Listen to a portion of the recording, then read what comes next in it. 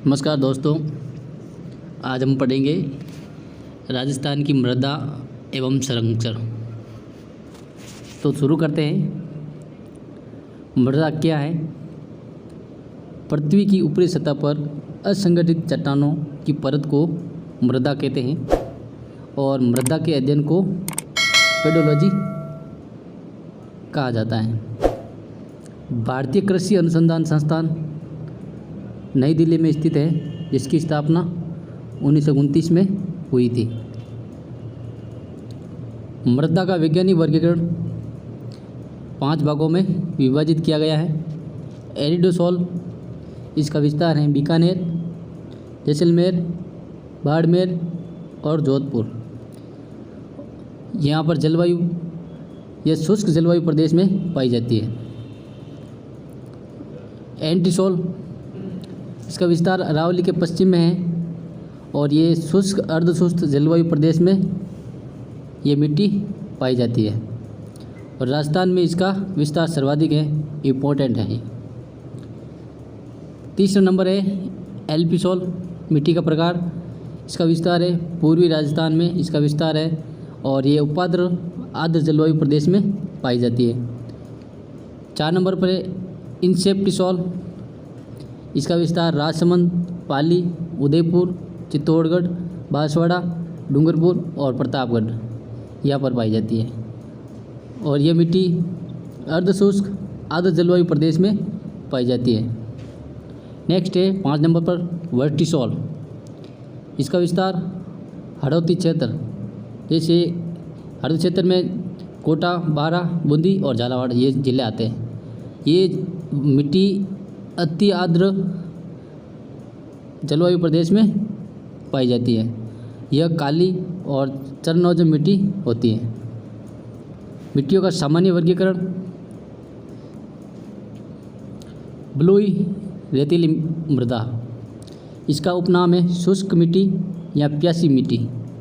इसका निर्माण बलुआ पत्थर व ग्रेनाइट के अपरदन से हुआ है और इसका विस्तार हमें पश्चिम शुष्क मरुस्थल में मिलता है। जैसलमेर, बीकानेर, बाड़मेर और जोधपुर में इसका मुख्यतः विस्तार मिलता है। इस मृदा में उत्पादन बाजरा सर्वाधिक होता है। इसके साथ ही मूंग, मोठ, गंवार, मूंगफली, चना उत्पादन होता है। इस मिट्टी की विशेषता है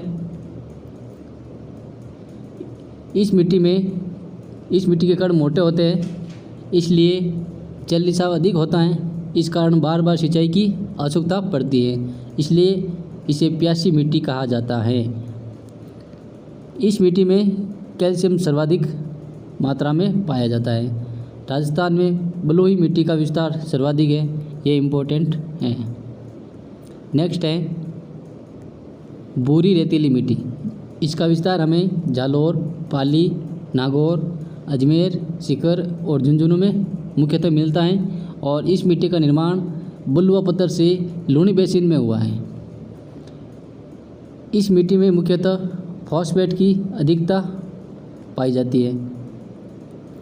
नेक्स्ट है लवणी मिट्टी, इसका उपनाम रे या कलर। इसका विस्तार हमें बाड़मेर, जालौर, गंगानगर, हनुमानगढ़ और बीकानेर में मिलता है और इस मिट्टी में उत्पादन अनार व गन्ना का उत्पादन होता है। यह न्यूनतम उपजाऊ मिट्टी होती है। नेक्स्ट है काली मृदा, इसका विस्तार हमें प्रतापगढ़, झालावाड़, चित्तौड़गढ़, भीलवाड़ा और बूंदी में मिलता है और इस मृदा में उत्पादन मक्का, कपास और अफीम का होता है। नेक्स्ट है जलोढ़ मिट्टी, ये इम्पोर्टेंट है। इसका उपनाम है कच्छारी मिट्टी, दोमट मिट्टी या डेल्टाई मिट्टी। इसका निर्माण नदियों के द्वारा जमा किए गए अवसादों से हुआ है। इसका विस्तार हमें अलवर, भरतपुर, करौली, धौलपुर, सवाईमाधोपुर, जयपुर और दौसा में मुख्यतः मिलता है और इस मृदा में उत्पादन गेहूं का सर्वाधिक उत्पादन होता है। इसके साथ ही सरसों, राई, जौ और बाजरा का भी उत्पादन होता है।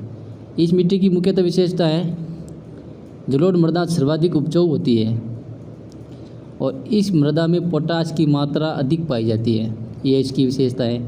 नेक्स्ट है लाल चिकनी मिट्टी या रेड लोमी मिट्टी। इसका निर्माण कायांतरित चट्टानों के अपरदन से होता है और इसका विस्तार है बांसवाड़ा, डूंगरपुर, प्रतापगढ़, दक्षिण उदयपुर में इसका विस्तार है। और इस मिट्टी में उत्पादन होता है मक्का, चावल, गन्ना का उत्पादन होता है। इस मिट्टी का रंग लाल होने के कारण लोहा ऑक्साइड इस मिट्टी का लाल रंग होने का कारण लोहा ऑक्साइड को माना जाता है। नेक्स्ट है काली मृदा। काली मृदा, इसका विस्तार हाड़ौती क्षेत्र, उपनाम है इसका कपासी मिट्टी या ज्वालामुखी मिट्टी या रेगूर मृदा। ये इम्पोर्टेंट है, रेगूर मृदा। इसका निर्माण बेसाल्ट चट्टानों के अपरदन से निर्मित होती है। इसमें उत्पादन कपास, मसाले, सोयाबीन उत्पादन होता है। काली मृदा को चरनोजम मृदा भी कहते हैं, यह भी इम्पोर्टेंट है। और इस मिट्टी में कले की मात्रा सर्वाधिक होती है। इस मिट्टी की इस मिट्टी की जल धारण क्षमता सर्वाधिक होती है। इस कारण एक बार सिंचाई के बाद लंबे समय तक सिंचाई की आवश्यकता नहीं होती। नेक्स्ट है लाल पीली मिट्टी। इसका विस्तार हमें उदयपुर, चित्तौड़, भीलवाड़ा, अजमेर और टोंक, सवाई माधोपुर मुख्यतः मिलता है। इसका निर्माण जल योजन के कारण लोहा युक्त चट्टानों का अपरदन होता है, जिससे लाल पीली मिट्टी का निर्माण होता है। दोस्तों, वीडियो कैसा लगा कमेंट में बताना और हमारे चैनल को सब्सक्राइब करना, लाइक करना, शेयर करना। धन्यवाद।